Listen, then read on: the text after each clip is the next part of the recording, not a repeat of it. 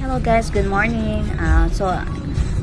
Ang ating tatahakin ay papuntang Caramoan, yung hidden paradise ng Bicol.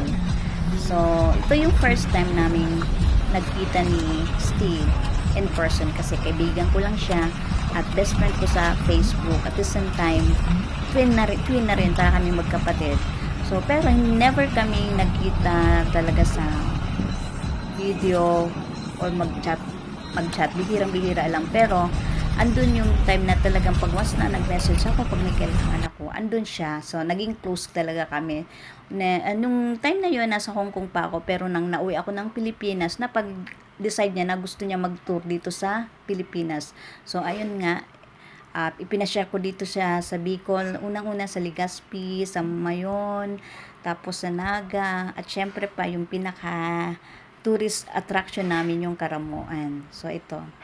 Bali nakakatuwa nga siya kasi nga yung daanan papunta doon talagang rough road at nagugulat siya sa mga nakikita niya. So anyway, pero I'm sure na-enjoy niya talaga yung pagpunta ng Caramuan. Ito, panoorin niyo po.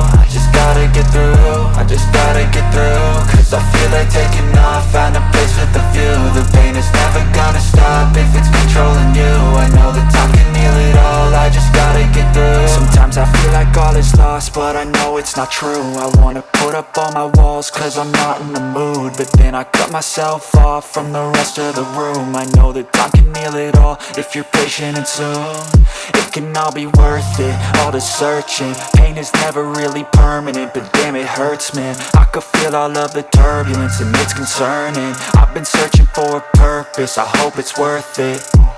This society is really trying me. Ain't no hide and seek, I hide to be far from anxiety. I need my space, I need my privacy. I need some silence, please, you're all too loud. You don't speak quietly, opinions violently thrown across every surface. It makes me nervous, it's the world honestly burning. That's all I'm learning, hope that we can make a turn and start reversing all our minds and put the work in. We got some work, man.